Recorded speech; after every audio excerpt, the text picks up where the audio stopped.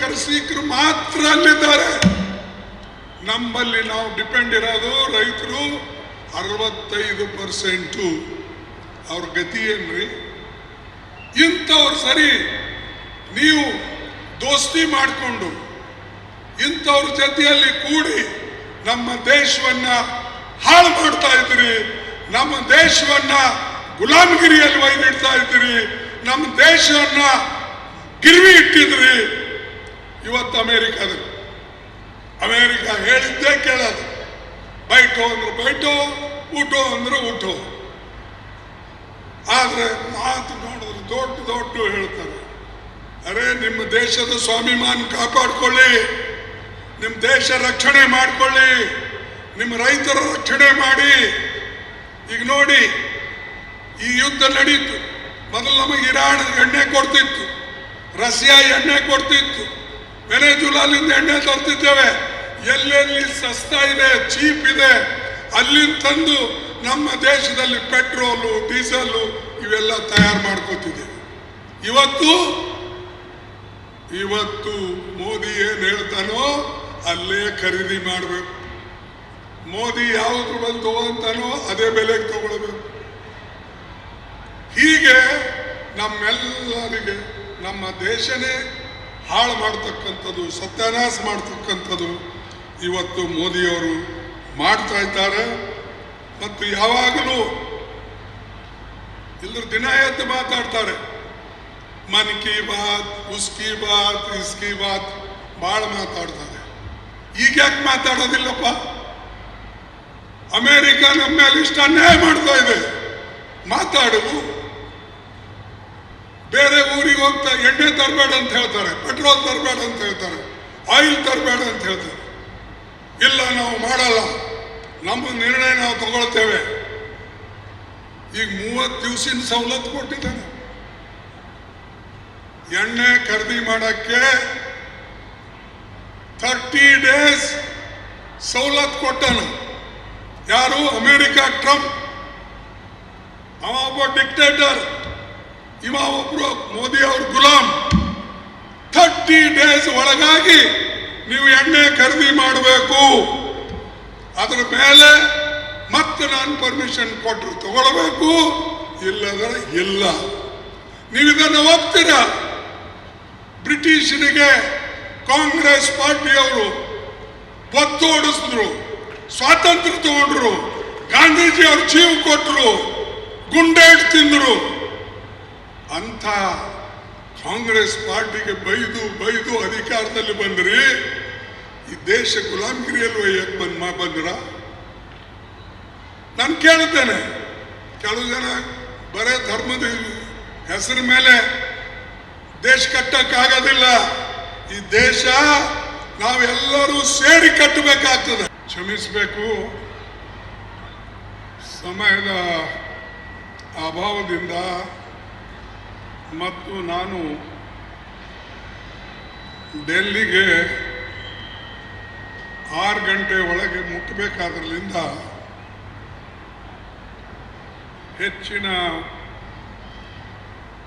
ಸಮಯ ಮಾತಾಡೋಕ್ಕೆ ಸಾಧ್ಯ ಆಗೋದಿಲ್ಲ. ನಾನು ಸಾಕಷ್ಟು ವಿಷಯಗಳನ್ನು ನಿಮ್ಮ ಮುಂದೆ ಇಡಬೇಕು ಅಂತ ಹೇಳಿ ಬಂದಿದೆ. ಆದರೆ ಇವತ್ತು ವಿಶೇಷವಾಗಿ ನಮ್ಮ ಪಕ್ಷದ ಒಂದು ಸಭೆ ಇದ್ದ ಕಾರಣ ನಾಳೆ ಪಾರ್ಲಿಮೆಂಟು ಕೂಡ ಪ್ರಾರಂಭ ಆಗೋದ್ರಿಂದ ನನಗೆ ಹೋಗಲೇಬೇಕಾದಂಥ ಪರಿಸ್ಥಿತಿ ಬಂದಿದೆ. इस मिट्टी ने हमें गांधी का पैगाम दिया. इस मिट्टी ने हमें गांधी का पैगाम दिया. नेहरू ने हमें एकता का सम्मान दिया. नेहरू ने हमें एकता का सम्मान दिया. अंबेडकर ने संविधान में लिख दिया साफ, हर इंसान को बराबरी का सम्मान दिया.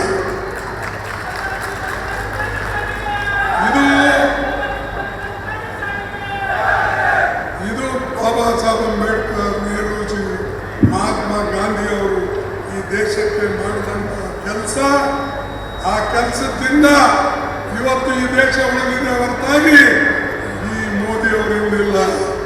75 ವರ್ಷ ತನ ನಮಗೆ ಯಾರು ಕೂಡ ಕೆಣಕಿಲ್ಲ, ನಮ್ಮಲ್ಲಿ ಬಂದಿಲ್ಲ.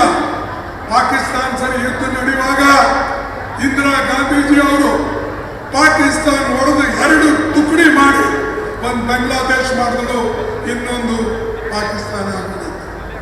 ಅಮೆರಿಕದವರು ಅವಾಗ ದೊಡ್ಡ ಜಹಾಜ್, ಯುದ್ಧ ಜಹಾಜ್ ನಮ್ಮಲ್ಲಿ ಕಳಿಸಿದ್ರೆ ಇಂದಿರಾ ಗಾಂಧಿ ಹೇಳಿದ್ರು, ಇಂಥವು 100 ಜಹಾಜ್ಗಳು ನಮ್ಮ ದೇಶದ ಬಗ್ಗೆ ಬಂದು ಹೆದರಿಸಕ್ಕೆ ನಾನು ಎಂದೂ ಹೆದರೋದಿಲ್ಲ.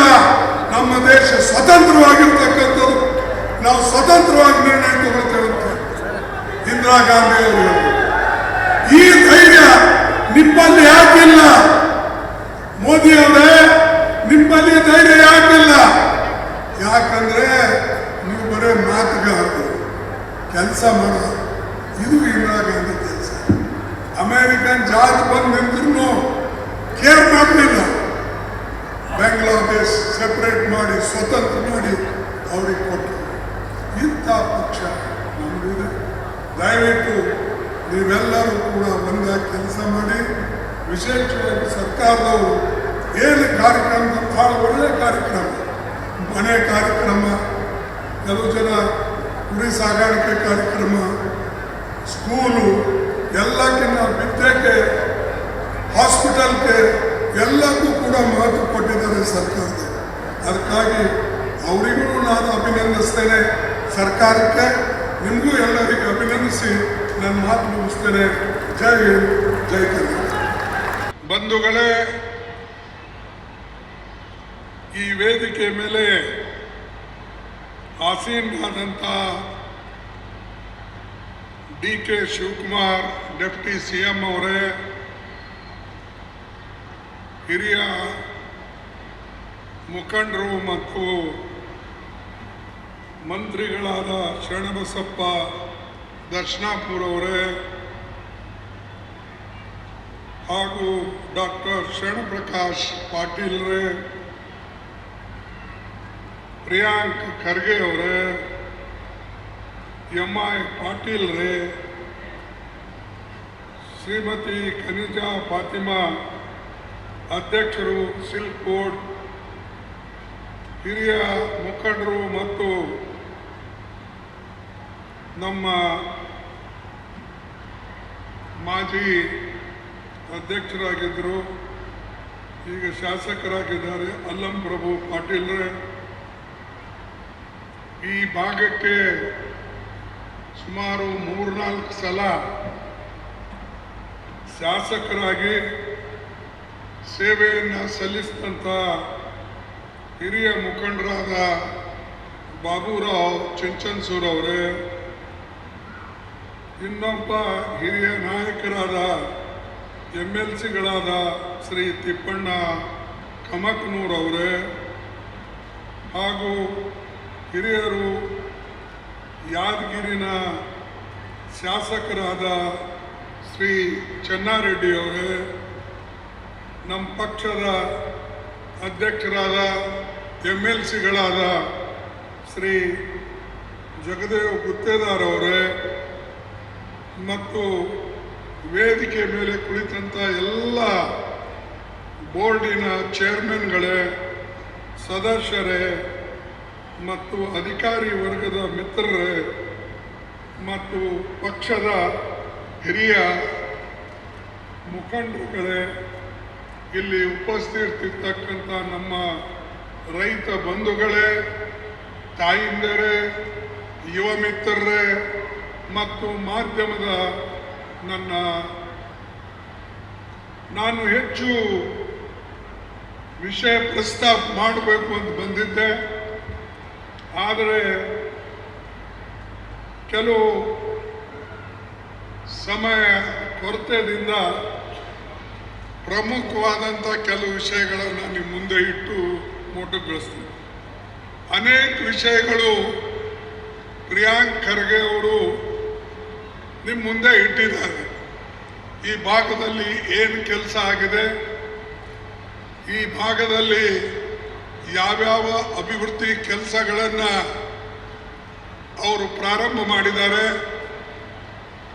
ಅದು ಎಲ್ಲನೂ ಕೂಡ ವಿಶೇಷವಾಗಿ ತಿಳಿಸಿದ್ದಾರೆ.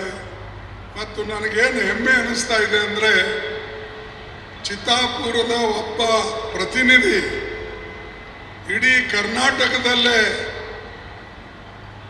ಸಾಮಾನ್ಯ ಜನರ ಸಮಸ್ಯೆಗಳನ್ನು ಎತ್ತಿ ಹಿಡಿದು ಮಾತನಾಡ್ತಕ್ಕಂಥ ಶಕ್ತಿ ಪ್ರಿಯಾಂಕ್ ಖರ್ಗೆ ಅವರಿಗೆ ಬಂದಿದೆ ಅಂದರೆ ಇದು ತುಂಬ ಸಂತೋಷದ ಸಂಗತಿ. ಇವತ್ತು ಉದ್ಘಾಟನೆ ಸಮಾರಂಭ. ಈ ಉದ್ಘಾಟನೆಯಲ್ಲಿ ಸುಮಾರು 90 ಕೋಟಿ ಕೆಲಸದ ಉದ್ಘಾಟನೆ ನಾವು ನೆರವೇರಿಸ್ತಾ ಇದ್ದೇವೆ. ಅದು ಕರ್ನಾಟಕ ಗೃಹ ಮಂಡಳಿ ವತಿಯಿಂದ 3 ಕಾಮಗಾರಿಗಳು, 21 ಕೋಟಿ ಮೇಲೆ ಲೋಕೋಪಯೋಗಿ ಇಲಾಖೆ ವತಿಯಿಂದ ಸುಮಾರು 36 ಕೋಟಿ ರೂಪಾಯಿ ಕೆಲಸ, ನಿರ್ಮಿತಿ ಕೇಂದ್ರ 4 ಕಾಮಗಾರಿಗಳು ಸುಮಾರು 50 ಲಕ್ಷ, ಚಿತ್ತಾಪುರ ಪುರಸಭೆ ವತಿಯಿಂದ 5 ಕಾಮಗಾರಿಗಳು 94 ಲಕ್ಷ ರೂಪಾಯಿಗಳು, ವಾಡಿ ಪುರಸಭೆ ವತಿಯಿಂದ 2 ಕಾಮಗಾರಿಗಳು ಅದರ ವೆಚ್ಚ ಸುಮಾರು 102.85 ಲಕ್ಷಗಳು, ಕೃಷಿ ಇಲಾಖೆಗೆ ಚಿತ್ತಾಪುರ ವತಿಯಿಂದ 1 ಕಾಮಗಾರಿ ಅದರ ಒಟ್ಟು ವೆಚ್ಚ 218 ಲಕ್ಷ. ಅದೇ ರೀತಿಯಾಗಿ ಕರ್ನಾಟಕ ರಾಜ್ಯ ಸಣ್ಣ ಕೈಗಾರಿಕೆ ಅಭಿವೃದ್ಧಿ ನಿಗಮದ ವತಿಯಿಂದ ಒಟ್ಟು 25 ಕೋಟಿ ರೂಪಾಯಿ ವೆಚ್ಚದ ಕೆಲಸ, ಅರಣ್ಯ ಇಲಾಖೆ ವತಿಯಿಂದ ಕಾಮಗಾರಿ ಅದರ ಒಟ್ಟು ವೆಚ್ಚ 50 ಲಕ್ಷ. ಅದರ ಜೊತೆಯಲ್ಲೇ ಇದು ಆದಂಥ ಕೆಲಸದ ಅಡಿಗಲ್ಲು ನಾವು ಹಾಕಿದ್ದೇವೆ. ಆದರೆ ಅದರ ಜೊತೆಯಲ್ಲಿ ಅಡಿಗಲ್ಲು ಸಮಾರಂಭ, ಅಡಿಗಲ್ಲಲ್ಲ, ಕೆಲಸ ಮುಗಿದಿತ್ತು. ಈಗ ಅಡಿಗಲ್ಲು ಹಾಕ್ತಕ್ಕಂಥದ್ದು ಸುಮಾರು ಸಣ್ಣ ನೀರಾವರಿ ಇಲಾಖೆ 13 ಕೋಟಿ 50 ಲಕ್ಷ ರೂಪಾಯಿ, ಕರ್ನಾಟಕ ನೀರಾವರಿ ನಿಗಮದಿಂದ 88.69 ಕೋಟಿ ರೂಪಾಯಿ, ಕರ್ನಾಟಕ ಗೃಹ ಮಂಡಳಿ ಕಾಮಗಾರಿ 9 ಕೋಟಿ 11 ಲಕ್ಷ ರೂಪಾಯಿ, ರಾಷ್ಟ್ರೀಯ ಹೆದ್ದಾರಿ ಸುಮಾರು 3 ಕಾಮಗಾರಿಗಳಿಗೆ ವೆಚ್ಚ 94 ಕೋಟಿ 24 ಲಕ್ಷ ರೂಪಾಯಿ, ಪಶು ಪಾಲನಾ ಇಲಾಖೆ ಸುಮಾರು 6 ಕಾಮಗಾರಿಗಳು, ಆರೋಗ್ಯ ಮತ್ತು ಕುಟುಂಬ ಕಲ್ಯಾಣ ಸೇವೆಗಳ ಇಲಾಖೆ 19.80 ಕೋಟಿ ಅಂದರೆ 80 ಲಕ್ಷ, ಗ್ರಾಮೀಣ ಕುಡಿಯೋ ನೀರು ಹಾಗೂ ನೈರ್ಮಲ್ಯ ಇಲಾಖೆ ಇದಕ್ಕೆ 16 ಕಾಮಗಾರಿಗಳಿವೆ, ಅದಕ್ಕೆ 5 ಕೋಟಿ 81 ಲಕ್ಷ, ಪ್ರಧಾನ ಮಂತ್ರಿ ಗ್ರಾಮೀಣ ಸಡಕ್ ಯೋಜನೆ 45 ಕಾಮಗಾರಿಗಳ ವೆಚ್ಚ 83 ಕೋಟಿ ರೂಪಾಯಿ, ಕರ್ನಾಟಕ ಗ್ರಾಮೀಣ ಮೂಲ ಸೌಕರ್ಯ ಅಭಿವೃದ್ಧಿ ಇಲಾಖೆ ಇದಕ್ಕೆ ಸುಮಾರು 9 ಕೋಟಿ 35 ಲಕ್ಷ.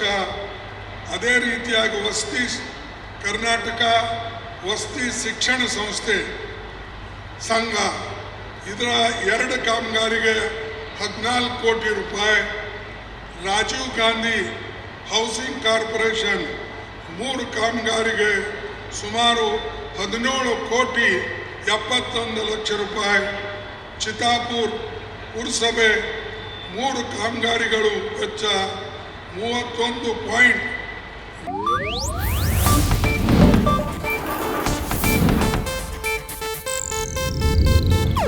ಇದು ಏಷ್ಯಾನೆಟ್ ನ್ಯೂಸ್ ನೆಟ್ವರ್ಕ್ ಪ್ರಸ್ತುತಿ.